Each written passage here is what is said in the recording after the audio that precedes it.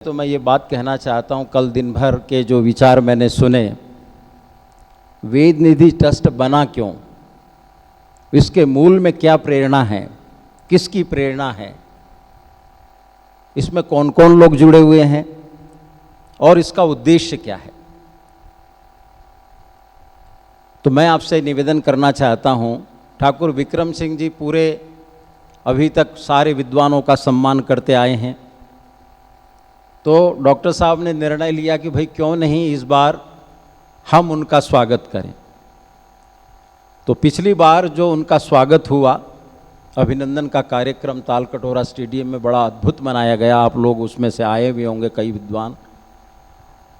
तो वहाँ ये योजना बनी और उसी योजना के अंतर्गत वेद निधि ट्रस्ट की स्थापना हुई और उसके महामंत्री आप हैं, पूज्य स्वामी प्रणवानंद जी महाराज उसके अध्यक्ष हैं। ये तो दो मूल इसके संचालक हैं और इसका उद्देश्य ये है कि अनेक तरह से वेदों को लेकर के जो हमारी मान्यता है, समसामयिक विषयों का, गोष्ठियों का, सेमिनार्स का, कॉन्फ्रेंस का आयोजन करना। गुरुकुलों में जितने भी बच्चे पढ़ रहे हैं, आचार्य लोग हैं, उनकी हम किस तरह से सहायता कर सकते हैं और जो भी बड़े बड़े आर्य समाज के प्रकल्प हैं उनमें ट्रस्ट किस तरह से सहयोग कर सकता है, इसको आधार बना करके डॉक्टर साहब ने बड़ी मेहनत करके और इसको बनाया है। मैं आप सबसे निवेदन करना चाहता हूं कि हम सब लोग इस ट्रस्ट में जुड़ें और आर्य समाज में सबसे बड़ी मुझे चीज़ जो दिखाई देती है, आज तक विद्वानों का परिषद संगठन कहीं एक मजबूती से मैंने आज तक देखा ही नहीं है। आर्य भजनोपदेशक परिषद भी बन गया है, हर साल उनकी मीटिंग होती है, लेकिन आपके आर्य समाज के जितने भी विद्वान हैं, धर्माचार्य हैं, जो अलग अलग संस्थाओं से जुड़े हैं, जिनके गुरुकुल हैं अपने, सब हैं, लेकिन हम बिखरे पड़े हैं। इस कारण से सब जगह आर्य जगत में निराशा है और जयवीर आर्य जैसे लोग भटकते हैं कि कहाँ जाएं, इधर जाएं, उधर जाएं, क्या करें। बहुत अच्छा कार्य करता है, फेसबुक में मैं देखता हूँ, कभी रामदेव जी के पास, कभी कहीं, कभी किसी नेता को, सत्यार्थ प्रकाश, कभी कोई। तो कितने ऐसे नवयुवक, कितने काम करने वाले हैं, लेकिन इनकी योजना नहीं है इनको आगे बढ़ाने की। इन लोगों को, ये दुष्यंत बैठे हैं। मैंने पूछा सुबह, तुम्हारा कैसे खर्च चलता है, पत्नी कहाँ है, बच्चे कहाँ हैं? बोले वो गांव में रहते हैं। और देखो ये यहां बैठा है। ये बहुत सारे ऐसे नवयुवक हैं जो कुछ काम तो करना चाहते हैं, लेकिन कोई प्लेटफॉर्म नहीं स्वामी जी। तो मैं आपसे हाथ जोड़ करके सारे विद्वानों से एक विनम्र निवेदन करता हूं कि वेद निधि ट्रस्ट आपका ही है और हम लोग इसके साथ जुड़े, इसके मेंबर बने। मेंबर तो बनाएंगे ना आप, ऑनरेरी या कैसे जो भी है, और पूरे भारत के विद्वान और सन्यासी भी इसके साथ जुड़ जाए। देखिए स्वामी प्रणवानंद जी के ऊपर तो आप सब लोग विश्वास कर रहे हैं ना, एक एक पैसा स्वामी जी, मैं देखता हूं तो बचपन से रहा हूं उनके साथ, एक पैसे का इधर से उधर नहीं करने देते हैं, एक पैसे का। और इसीलिए आज 10 गुरुकुल बन रहे, इतनी बड़ी बड़ी बिल्डिंगों का निर्माण और इतने बच्चों का निर्माण करना, ये कोई हंसी मजाक थोड़ी है। हजारों बच्चे पढ़ रहे हैं सारे गुरुकुलों में, कैसे करते होंगे वो तो वही जानते हैं। तो स्वामी जी तो इसके मूल अभी भी प्रातःकाल योजनाएं दे रहे थे और डॉक्टर साहब की शुचिता देखी, कितनी बड़ी बात है।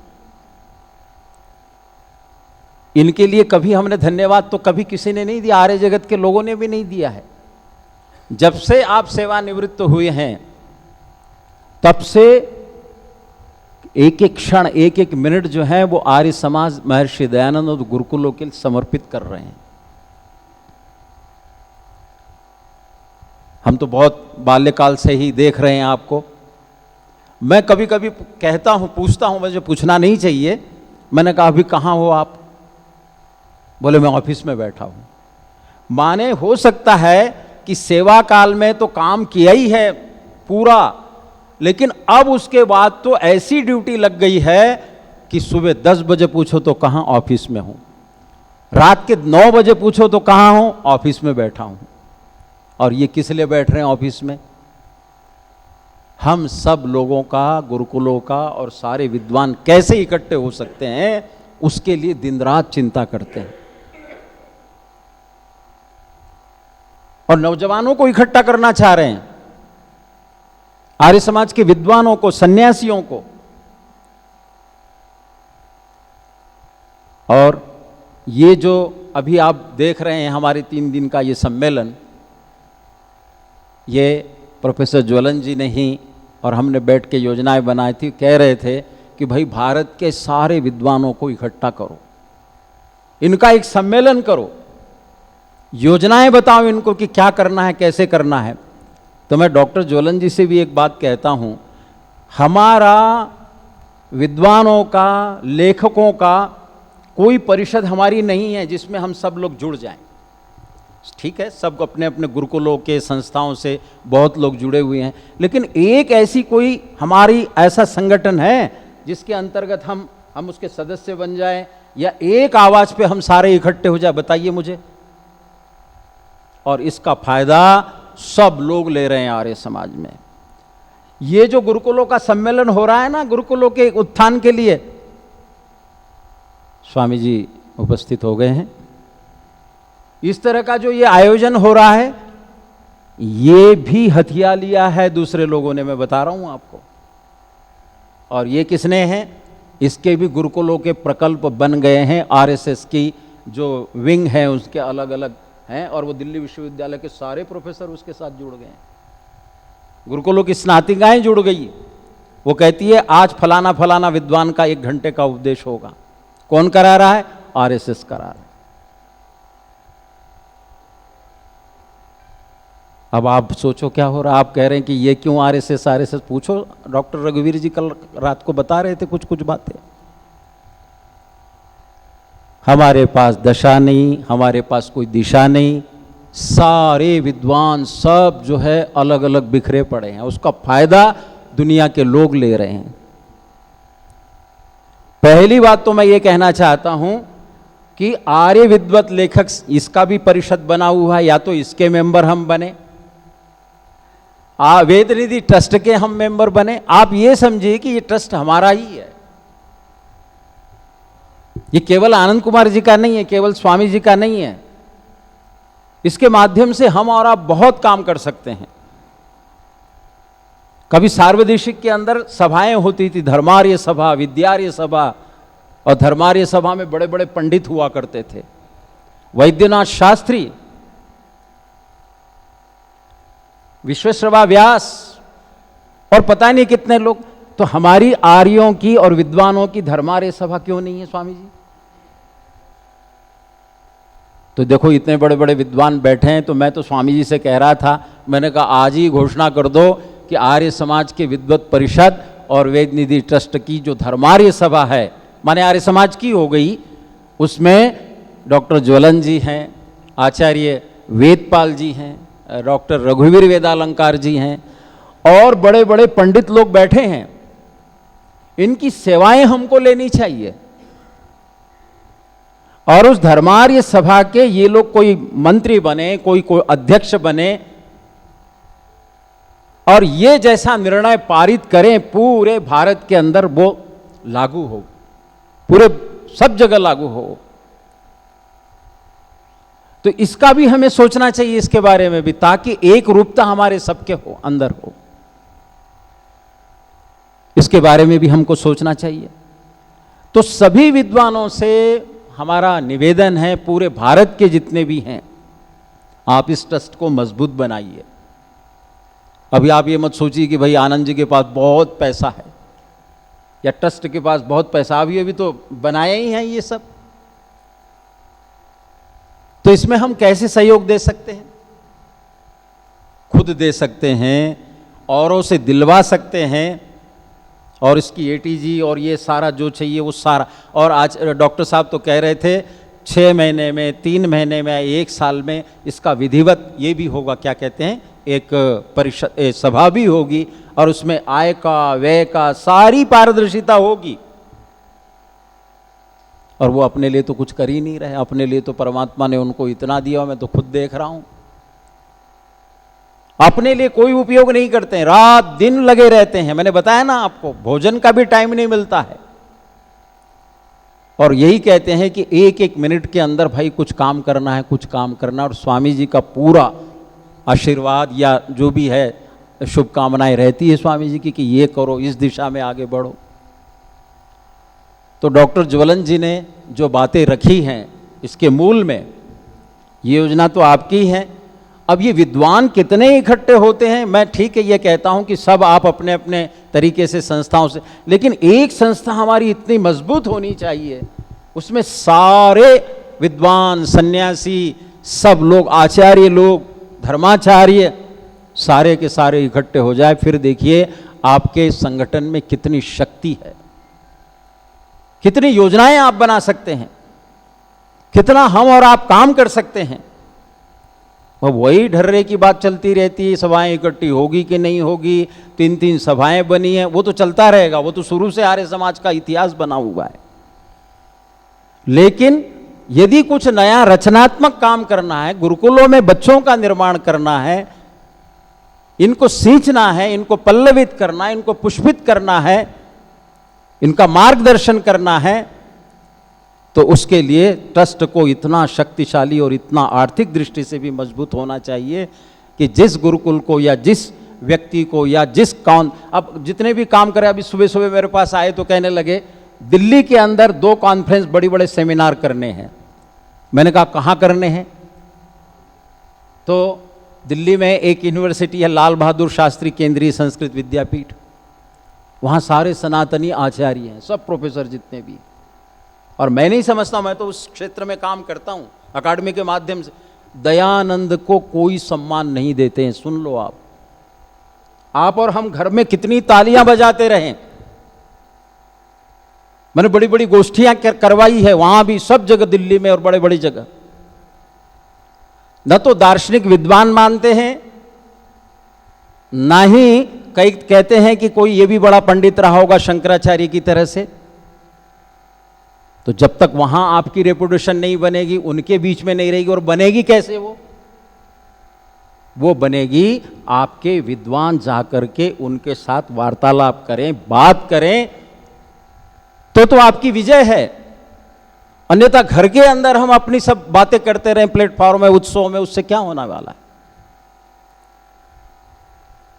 ऐसी ऐसी जगह सेमिनार करना, और वो केवल दिल्ली में ही नहीं, जगह जगह जहां भी आप लोग समझ रहे हैं, कहीं विनय जी कहते हैं कि यहां करो, डॉक्टर ज्वलन जी के बेटा इलाहाबाद यूनिवर्सिटी में लगा है, वो चाहता है वहां करें। पूरे भारत के अंदर इस प्रकार के आर्य समाज, ऋषि दयानंद के विचारधारा को हम कैसे आगे बढ़ा सकते हैं। ऐसे ऐसे लोग बैठे हैं। अब उसका प्रत्युत्तर देने के लिए कौन खड़ा होगा? Professor D.N. झा है, दिल्ली यूनिवर्सिटी में रिटायर हो गए, इतिहास विभाग में पूरा नाम है, और ऐसे ऐसे किताबें लिखी हैं कि वेदों में गौमांस खाने का वर्णन है, बड़ी किताब। शायद डॉक्टर रघुवीर जी ने उसका कुछ जवाब भी दिया है, और एक ही विद्वान है जिन्होंने उसका मुंह तोड़ जवाब दिया, क्योंकि वो अंग्रेजी का बड़ा एक्सपर्ट विद्वान है, JNU और वो तो कहाँ का पढ़ा है। वो हैं हमारे क्या कहते हैं, प्रोफेसर महावीर मीमांसक जी। उनके आर्य जगत के अंदर 2-3 बड़े बड़े आर्टिकल आए कि प्रोफेसर D.N. झा ने इतना बड़ा आक्षेप हम आर्य समाज के ऊपर और महर्षि दयानंद के ऊपर किया है, उसका जवाब केवल और केवल मात्र महावीर जी ने दिया। इंग्लिश में दिया है, हिंदी में दिया है, संस्कृत के कोटेशंस दिए हैं उसके अंदर।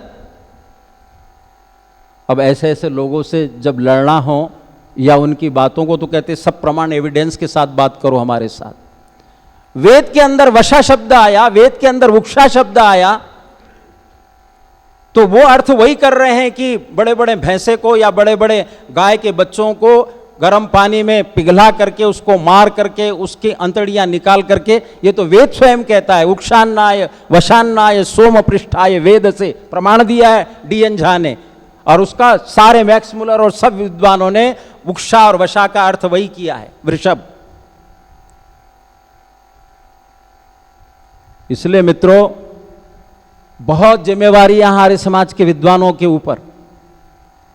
हम लोगों को यह चाहिए कि हम एक हो जाएं सारे के सारे, और हम इस ट्रस्ट के पूरी तरह से सम्मानित सदस्य बने, और हम कोशिश करें कि सारे जितने भी भारत में संस्कृत के हमारे क्या नाम आर्य समाज के संस्कृत में जो जो जहां जहां लगे हैं, उन लोगों को चाहिए कि इस ट्रस्ट के माध्यम से हम जगह जगह इस तरह के सेमिनार, इस तरह की प्रासंगिक चीज़ें गुरुकुलों के लिए, और जितनी यूनिवर्सिटीज़ हैं, कॉलेजेस, होता क्या है कि हमारे जो गुरुकुलों के स्नातक निकलते हैं वो भी उसी क्या कहते हैं ना, धारा में बह जाते हैं। वो भी दयानंद का नाम नहीं लेना। कई तो कहते हैं यहां दयानंद का नाम मत लेना। अब मैं नाम नहीं लेता, बड़े बड़े प्रोफेसर कहते हैं, गुरुकुलों के हैं। मैंने कहा क्यों? बोला नहीं नहीं नहीं, यहां तो सब सनातनी बैठे हैं, ये हैं, ऐसा है। तो कैसे काम चलेगा फिर? इसके लिए हमें यह चाहिए कि हम छोटे छोटे ट्रैक्ट निकालें कि दयानंद का क्या कंट्रीब्यूशन है देश के लिए, समाज के लिए। शास्त्रार्थ महारथी तो तब बनेंगे ना जब हम स्वयं पढ़ेंगे। अभी अभी 2-3 दिन पहले ही एक लखनऊ का एक पंडित आदमी है, कल शायद किसने जिक्र भी किया था उसका, वो बार बार चैलेंज कर रहा है आर्य समाज के लोगों को कि मैं शास्त्रार्थ करने के लिए तैयार हूं, खर्चा भी मैं देने को तैयार हूं। कोई जवाब नहीं दे रहे हैं उसका। वो खूब लिखता जा रहा है, इधर उधर खूब लिख रहा है वो। अब इसमें कौन करेगा? हमारे यहां पर कौन ऐसी, किसको हम कहेंगे, सभा के लोगों को किसको कहेंगे, कौन ऐसे विद्वान आगे आएंगे जो, ऐसा मत समझिए कि हम और आप ही विद्वान हैं आर्य समाज के अंदर ही। पंडित पौराणिक जगत में इतने बड़े बड़े भारी भारी विद्वान हैं, उनका मुकाबला करना मुश्किल हो जाएगा। जब वो किसी भी विषय के ऊपर विवेचना करते हैं, बोलते हैं, तो ऐसी संस्कृत बोलेंगे कि हमको और आपको पता ही नहीं चलेगा ये कहां कहां के प्रमाण दे रहे हैं। अभी भी उनके अंदर शास्त्र रक्षण करने की परंपरा उनके अंतर्गत है। चाहे किसी भी विषय को देख लो आप। इन सारे समस्याओं का समाधान विद्वान लोग करेंगे बैठ करके, और उसके लिए सब लोग हम यहां पर एकत्रित हुए हैं। इसके आप मेंबर बनिए।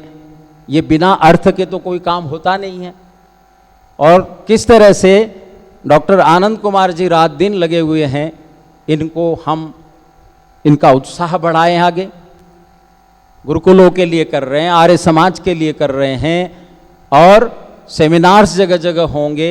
अब इसके बाद दिल्ली के अंदर 2-3 कह रहे हैं कि हम इस तरह के बड़ी बड़ी कॉन्फ्रेंस करना चाहते हैं सारे युवाओं के लिए, जो शोधार्थी, वो भी दयानंद को समझें, आर्य समाज को समझें। और इसके बारे में जगह जगह गुरुकुलों में, आर्य समाजों में संस्कारों का शिविर लगना चाहिए। आचार्य डॉक्टर वेदपाल जी एक प्रामाणिक विद्वान हैं इस विषय में। दिल्ली के अंदर सारे विद्वानों को, पुरोहितों को, ऐसे ऐसे पुरोहित हैं, जब आप प्रवचन देने के लिए बैठते हो ना, तो वो मंत्र है, वो जो वसो पवित्रमसि शतधारम वसो पवित्रमसि सहस्रधारम, और आगे क्या है, देवस्त्वा सविता पुनातु, सुप्वा भी शब्द आता है ना। अब उसको जब विद्वान बोलते हैं, वो पंडित पुरोहित बोलते हैं सुच्चा, सुपुआ को बोलते हैं सुच्चा। काम धुक्ष को बोलेंगे काम धुक। और बैठे बैठे सुनते रहते हैं, कोई बोल नहीं सकते हैं। अब कोई ये कहे कि मैंने संध्या के मंत्रों को याद कर लिया तो मैं बहुत बड़ा पंडित बन गया। बहुत सारे पंडितों का जो 25-30 साल से यज्ञ करा रहे हैं, कर रहे हैं, उनका जब उच्चारण देखोगे आप तो आप कहोगे कि ये तो वेद मंत्रों में मिलावट कर रहे हैं। दूसरे तो क्या कर रहे हैं, हमारे आर्य समाज के लोग मिलावट कर रहे हैं उसके अंदर। तो उसके लिए संस्कारों का शिविर लगना चाहिए। हरिशंकर जी बैठे हैं, ऋग्वेद आदि भाष्य भूमिका के एक एक चैप्टर को लेकर के शिविर लगने चाहिए। कोई ये कहे कि मैं तो इसका बहुत बड़ा पंडित हो गया हूं, ऐसा नहीं है। सत्यार्थ प्रकाश को लेकर के शिविर लगने चाहिए। 7वां 8वां समोल्लाह जरा कई बार पढ़ो तब भी समझ में नहीं आता क्या क्या, कितने प्रमाण स्वामी जी ने दिए, कितना सब कुछ दिया है। पूरे 8 प्रमाणों की चर्चा की है, प्रत्यक्ष, अनुमान, उपमान, शब्द, ऐतिह्य, अर्थापत्ति। स्वामी जी अब इनको कौन दिखाएगा, इनको कौन समझाएगा, इनका व्याख्यान कैसे हम लोगों से, विद्वानों से समझें? इस विषय के ऊपर हमें ही काम करना है, विद्वानों को ही काम करना है बैठ करके, ये और कोई नहीं करेगा। तो इस तरह की बहुत सारी योजनाएं डॉक्टर साहब बना रहे हैं, स्वामी जी बना रहे हैं।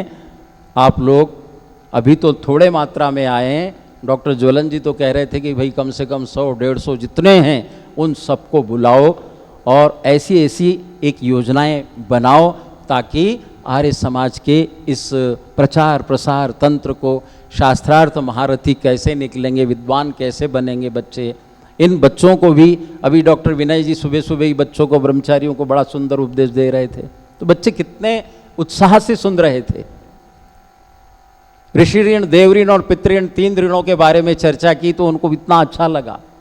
तो ये मोटिवेशन, ये प्रेरणाएं आप यदि देंगे तो निकले हुए बच्चे भी जो है वो कुछ न कुछ तो आगे करेंगे, हमारे गुरुकुलों के जो निकल रहे हैं।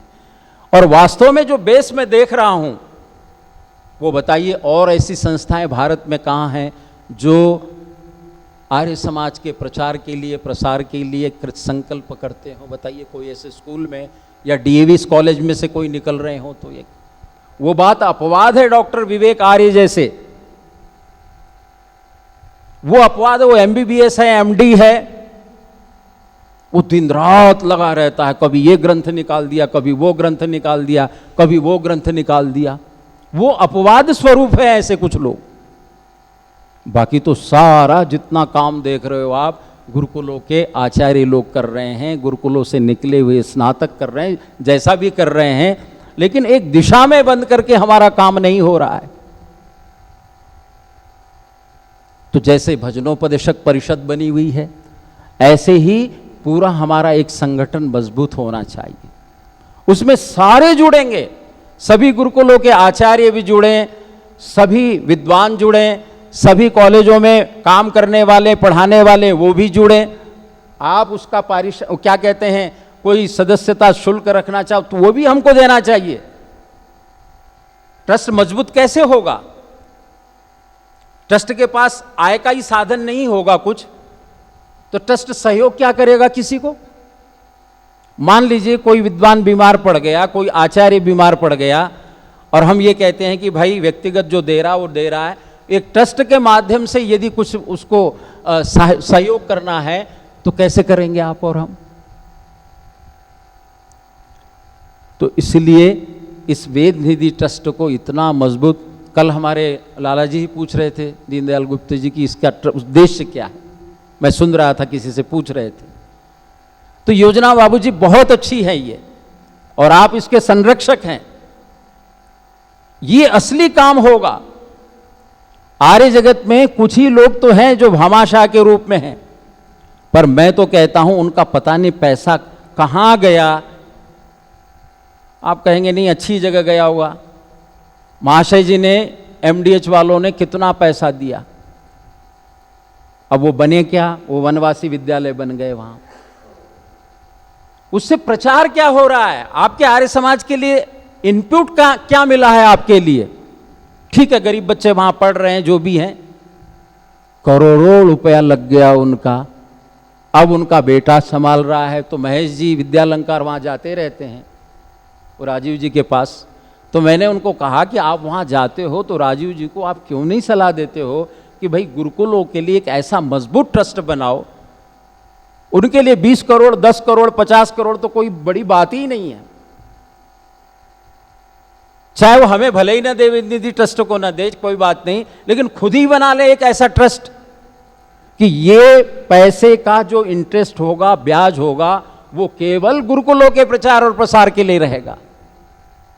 कल स्वामी जी कह रहे थे कि देखो एक एक गुरुकुल में बढ़िया एक व्याकरणाचार्य हो, साहित्याचार्य हो, कोई वेदाचार्य हो, बढ़िया, तो कम से कम वो कितना लेगा? मैंने कहा स्वामी जी 40-50 हजार तो कम से कम। बोला हाँ इतना तो होना ही चाहिए।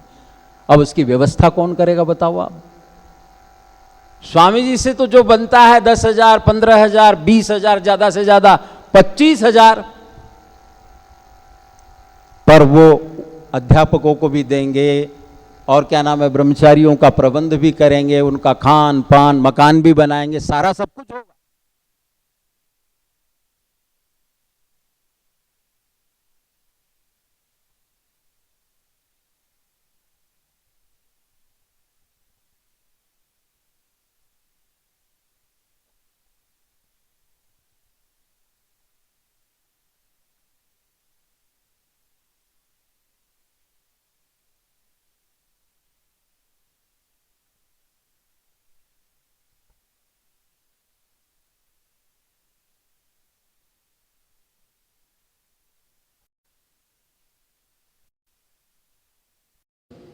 और बोला 100 गुरुकुल में लगभग जितना भी खर्चा आएगा 100 करोड़ 200 करोड़ में, अब तो कोई बात ही। तो मान लीजिए अब ये सब नहीं कर रहे हैं, तो कम से कम स्वामी जी ने ये बीड़ा उठाया है, डॉक्टर आनंद कुमार जी ने ये बीड़ा उठाया है, बाबूजी बैठे हैं गुप्ते जी यहां, कल भी पूरे दिन बैठे रहे, पूरे दिन भर सुनते रहे। तो हम लोग ही इसको ऐसा कोई मजबूती क्यों न दें? हर साल इसकी सदस्यता रख लीजिए, जैसे दक्षिणा देते हैं ना आचार्य लोगों को कि भाई मेरी तरफ से 1100, 500, 1000 और कम से कम 5000, 11,000। तो ये ट्रस्ट जितना मजबूत बनेगा, इससे आप कितने ही काम करवा, सत्यार्थ प्रकाश का प्रकाशन करवा लो। स्वामी जी कह रहे हैं 200वीं जयंती आ रही महर्षि दयानंद की, तो ट्रस्ट क्या करेगा इसके? तो डॉक्टर आनंद कुमार जी ने कहा कि आप जो चाहोगे, ऋग्वेदादि भाष्य भूमिका का प्रकाशन करना हो या और किसी ग्रंथ का प्रकाशन करना हो तो हम कर सकते हैं, लेकिन मुझे पता है कि ऋग्वेदादि भाष्य भूमिका को भी आप प्रकाशित करेंगे तो कम से कम बड़ी योजना है, 20-30 लाख लगभग, कम से कम 10 लाख तो स्वामी जी लग ही जाएंगे। तो ये सारा का सारा कितना बड़ा बड़ा काम है, बड़े बड़े काम है हमारे। इसमें देश के लोग, विदेश के लोग, और जैसे मैंने स्वामी जी के बारे में तो आपको बताया, स्वामी जी एक एक पैसे का हिसाब रखते, एक एक पैसा, 1 रुपया भी किसी को देना हो तो वो इतनी पारदर्शिता है, मैं बचपन से देखता हूं। और आनंद कुमार जी को तो कुछ चाहिए ही नहीं, आनंद कुमार जी को तो परमात्मा ने इतना बड़ा दिया, सब कुछ पोस्ट दी, सब कुछ दिया। आपकी धर्मपत्नी गांव में बैठ करके इतना बड़ा काम कर रही, मैं तो खुद जाकर के देखता हूँ। एक ऑफिसर की पत्नी और गर्मी में गरीब गरीब बच्चों को पढ़ा रही हैं, कितने छोटे छोटे बच्चों का निर्माण कर रहे हैं। तो इन्होंने सारा जीवन अब लगा दिया है। तो आप और हम सब, अब अगली जो गोष्ठी होगी, स्वामी जी कह रहे हैं कि बड़े अच्छे लोग वहां और अधिक उपस्थित हो, गौतम नगर में रखें, दिल्ली में, और भारत के लगभग कोशिश करें कि जितने भी विद्वान हैं, आचार्य हैं, और कम से कम दिल्ली में ही तो 200-250 धर्माचार्य हैं। एक एक धर्माचार्य भी आप नहीं समझते उसकी कितना वो, मतलब कितनी उनकी बड़ी बड़ी यजमानी है उन लोगों की। एक एक धर्माचार्य वो चाहे तो आपको लाखों करोड़ों रुपए दिलवा सकता है यदि उसके मन की बात होगी, लेकिन उसको मोटिवेट करना पड़ेगा, उसको आपके ये उद्देश्य बताने पड़ेंगे, और ये काम वो कहेगा कि चलो मैं व्यक्तिगत तो नहीं कुछ कर सकता हूं, तो इसके माध्यम से मैं इसमें अपनी आहुति किसी से दिलवा रहा हूं, और ये ट्रस्ट जैसा जैसा बढ़ता चला जाएगा, आर्य समाज के बड़े बड़े प्रकल्पों का निर्माण और कार्य इसके माध्यम से हो सकता है। पुनीत जी जाते हैं पूरे देश में, हमारे अग्निहोत्री जी पूरे देश में जाते हैं और भी विद्वान सब जगह जाते हैं। तो आप लोग इस पर विचार करें, निर्णय करें और जो जो आप चाहेंगे, जो जो इसमें आपने उद्देश्य लगा रखे हैं, शास्त्रार्थ निर्माण कैसे होगा विद्वानों का, और अच्छे अच्छे हमारे कर्मकांड विद्वान कैसे बनेंगे, और अनेक तरह के संस्कारों का शिविर हो, संस्कृत का शिविर हो, सत्यार्थ प्रकाश का शिविर हो, धनंजय जी लगाते हैं वार्षिक उत्सव में, त्रिभुजादि भाष्य भूमिका का हो, और तो और स्वामी दयानंद का क्या क्या काम है, तो संस्कृत वाक्य प्रबोध को ही देख लीजिए आप। इस पर ही एक सेमिनार हो सकता है। छोटा सा स्वामी जी ने ग्रंथ लिखा, 800 कितने वाक्य हैं उसके अंदर, लगभग 700 या 800 वाक्य हैं, उसी पर एक शिविर हो सकता है। तो मैंने ये बातें कही है, आप इस पर सोचिए, विचार करिए, और डॉक्टर आनंद कुमार जी और स्वामी जी इस कार्य को और आगे बढ़ाएंगे। कल से जो हम सुन रहे हैं विद्वानों का, और भी आप सब इसमें अपने विचार रखेंगे। लेकिन एक ही बात है कि आपके पास धन भी होना चाहिए, लक्ष्मी भी होना चाहिए, तभी वो विद्या रूपी सरस्वती भी आएगी, उसका निर्माण होगा, और वेद निधि ट्रस्ट जितना मजबूत बनेगा उतने आर्य समाज के प्रकल्प आगे बढ़ेंगे। इन्हीं शब्दों के साथ मैं अपनी वाणी को विराम देता हूँ। ओम शांति।